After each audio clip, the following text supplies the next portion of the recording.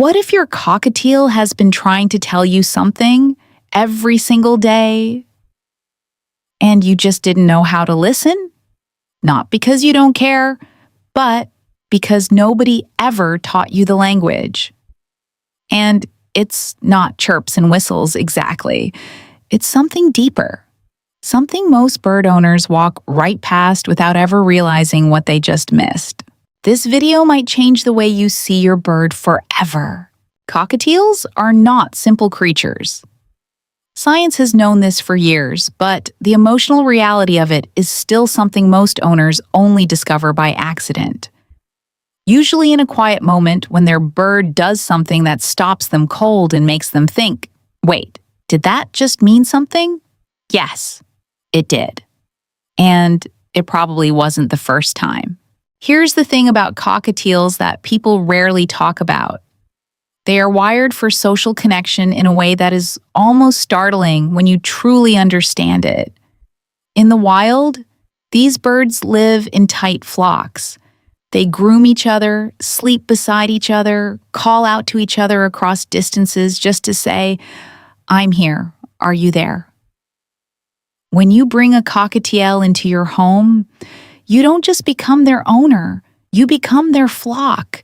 You become the most important living thing in their world. And everything they do, every sound, every posture, every strange little habit, is filtered through that reality. So when your cockatiel screams the moment you leave the room, that's not misbehavior. That's a flock call. That's your bird doing exactly what its instincts demand. Reaching out across the distance, asking if you're still there, making sure the bond hasn't broken. It can feel overwhelming when it happens. But underneath the noise, there's something incredibly tender going on. Your bird is saying, "You matter to me. Come back." Have you ever noticed your cockatiel leaning toward your face? Not just sitting near you, but actually tilting its whole body in your direction, eyes soft, crest slightly raised. That lean is trust made physical. It's your bird putting itself in a vulnerable position because it feels safe with you, because it has decided, somewhere in its small and ancient heart, that you are worth the risk of being close. And then there's the nibble, that gentle beak contact, the little preening along your hair or your eyebrow or the edge of your shirt. You might laugh it off, but in cockatiel language, that is one of the most intimate gestures possible. Mutual grooming is how bonded birds maintain their connection. When your bird preens you, it is treating you as family. It is doing for you what it would do for its closest companion in the wild. Now think about the crest. That small fan of feathers at the top of your bird's head is like a living mood ring, except it's not random. A fully raised crest often signals excitement, curiosity, or alertness. A flat, slicked-back crest can mean your bird is frightened or on edge. A crest held at a relaxed halfway position, that's contentment. That's your bird telling you it feels okay. It feels safe. It feels at home. Most people never look, but once you start paying attention, you realize the crest is speaking constantly. What about the stare?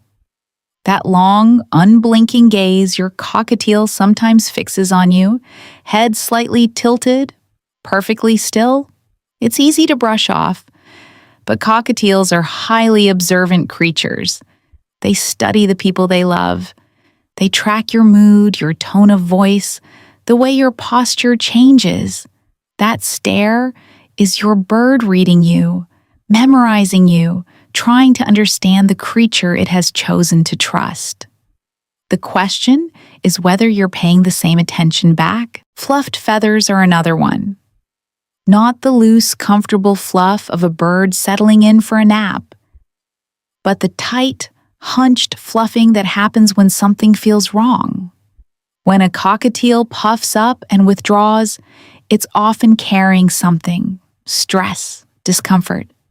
of feeling that the world has become too loud or too unpredictable. This is your bird asking for calm, for stillness, for you to slow down and just be present for a moment. And then there are the birds that go quiet, not the silence of a contented creature, but a sudden, heavy quiet that feels different from their usual self.